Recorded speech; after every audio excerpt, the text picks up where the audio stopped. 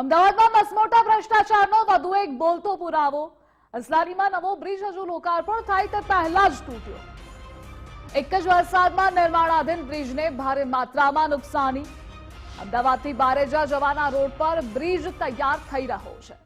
ઓવરબ્રિજની ગુણવત્તા દેખીતી રીતે જ સાવ બેકાર લાગી રહી છે। દ્રશ્યોમાં આપ જોઈ રહ્યા છો, આ પ્રકારની ગુણવત્તા હશે તો બ્રિજ કેટલો ટકી શકશે તે સવાલ છે। બ્રિજ જેના આધારે ઉભો છે તે સિમેન્ટના ચોસલા પણ સાવ રદ્દી જેવા છે। નિર્માણાધીન બ્રિજના સિમેન્ટના ચોસલામાં તિરાડો જ તિરાડો છે। બ્રિજમાં હલકી ગુણવત્તાનું મટીરીયલ વાપર્યાની બુમરાડ છે। આપણે એ પણ જણાવી દઈએ કે એપેક્સ ટર્મેક પ્રાઇવેટ લિમિટેડ પાસે બ્રિજ બનાવવાનું કામકાજ છે। સવાલ એ થાય કે વપરાય તે પહેલા જ ક્ષતિગ્રસ્ત થાય તે બ્રિજનું આયુષ્ય કેટલું? શું બધાએ ભેગા મળી અસલાલીના નવા બ્રિજમાં ખાયકી કરી? તદ્દન તકલાદી કક્ષાનો બ્રિજ બનાવવામાં કોનું કોનું પાપ છે તે પણ સવાલ થઈ રહ્યો છે। અમદાવાદ શહેરની અંદર બ્રિજની અંદર ભ્રષ્ટાચાર યથાવત જોવા મળી રહ્યો છે। અમદાવાદથી ખેડા હાઈવે ને જોડતા અસલાલી ગામ પર જે બ્રિજ તૈયાર કરવામાં આવતો હતો તે બ્રિજ તૈયાર થાય, લોકાર્પણ થાય તે પહેલા જ ભ્રષ્ટાચાર સામે આવેલ છે। કારણ કે ગત સપ્તાહના રોજ અમદાવાદ શહેર અને ગ્રામ્ય વિસ્તારની અંદર જે ધોધમાર વરસાદ વરસ્યો હતો તેની અંદર બ્રિજનું જે છે ધોવાણ થયું છે। મતલબ કે જે આખા બંને બાજુ જે આરસીસી દિવાલ સપોર્ટ જે દિવાલ જે છે તૈયાર કરવામાં આવતી છે અલગ અલગ સ્લેબ મૂકીને, એ સ્લેબ ક્યાંક ને ક્યાંક તૂટી પડવા અને એ સ્લેબ જે આરસીસી ના બનાવવામાં આવતા હોય છે, કપચી અને સિમેન્ટનો જે ઉપયોગ કરવામાં આવતો હોય છે તેમાં પણ ક્યાંક ને ક્યાંક ભ્રષ્ટાચાર કરવામાં આવ્યો હોય તેવું સ્પષ્ટપણે જોવા મળી રહ્યું છે। સૌથી પહેલા તો આ એક જે સ્લેબ છે કે જે ઉપર લગાવવામાં આવ્યા હતા અને તે વરસાદને કારણે તૂટી પડ્યા હતા અને જેના કારણે આ બ્રિજમાં કૌભાંડ જે છે સામે આવ્યું છે। બીજી બાજુ જે સ્લેબ છે, જે સ્લેબની અંદર હાલ પણ જે પ્રકારે જોઈ શકાય છે કે મોટી તિરાડો જે છે એ પડી ચૂકી છે, જેના કારણે આ ચોક્કસથી હાથથી તોડી શકાય છે। જે પ્રકારની મજબૂતાઈ હોવી જોઈએ એ મજબૂતાઈ જોવા મળી નથી નહીં અને જેના કારણે આની અંદર પણ ભ્રષ્ટાચાર જોવા મળી રહ્યો છે।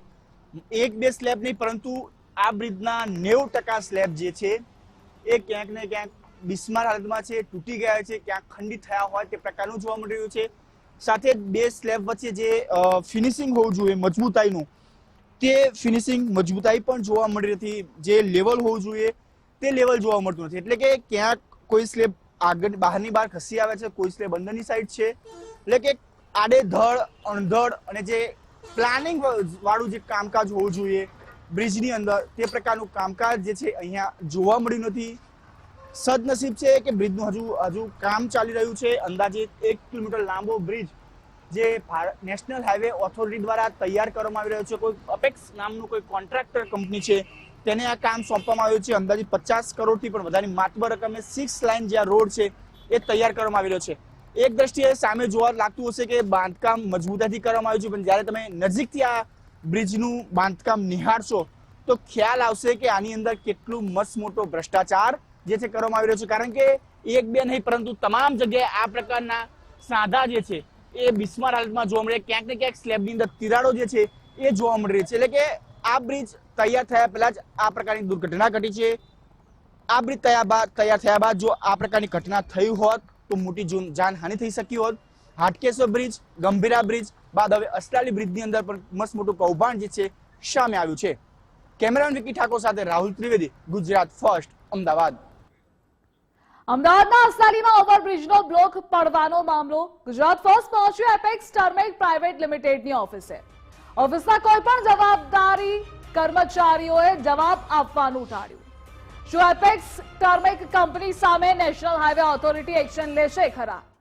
અમદાવાદમાં મસમોટા ભ્રષ્ટાચારના બોલતા પુરાવા બાદ કાર્યવાહી થશે ખરા?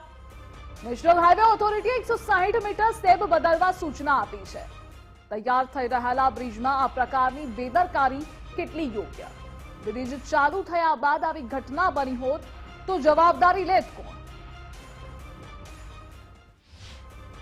ગઈકાલથી જ ચર્ચાનો વિષય બનેલું અસલાલી ઓવરબ્રિજ જે એપેક્સ જે કંપની છે તેના દ્વારા કામગીરી કરવામાં આવી છે, પરંતુ જે વરસાદની અંદર તૂટી પડવાને કારણે જે ભ્રષ્ટાચાર હોવાનું જે સામે આવ્યું છે, ત્યારે ગુજરાત ફર્સ્ટ દ્વારા એપેક્સ પ્રાઇવેટ લિમિટેડની જે આખી કંપની છે ત્યાં પહોંચ્યું હતું અને ત્યાંથી તમામ તાગ જે છે મેળવવાનો પ્રયત્ન કર્યો હતો, પરંતુ ત્યાંના જે અધિકારી છે, કર્મચારી છે, એ આ બાબતે બોલવા કોઈ પણ પ્રકારના તૈયાર નથી. ત્યારે હવે એ જોવાનું રહેશે કે નેશનલ હાઈવે ઓથોરિટી દ્વારા જે આ બ્રિજ 950 મીટર જે લાંબો છે તૈયાર કરવામાં આવી રહ્યો છે અને તેની કામગીરી છે એપેક્સ ટર્મેક જે પ્રાઇવેટ લિમિટેડ કંપની છે, જે ગુજરાત નહીં પરંતુ સમગ્ર દેશના 28 જેટલા રાજ્યોની અંદર પોતાના બ્રિજ હોય તેનું નિર્માણ કરી રહી છે. પરંતુ આ નિર્માણાધીન થઈ રહેલો બ્રિજ જે કૌભાંડ સામે આવ્યું ત્યારે ગુજરાત ફર્સ્ટ દ્વારા તેમની ઓફિસે પહોંચ્યું હતું, જે અમદાવાદ એસજી ઉપર આવેલી છે. ત્યાં જઈને આનો તાગ મેળવવાનો પ્રયત્ન કર્યો, પરંતુ તે લોકો આ મુદ્દે કોઈ બોલવા તૈયાર નથી. ત્યારે હવે નેશનલ ઓથોરિટી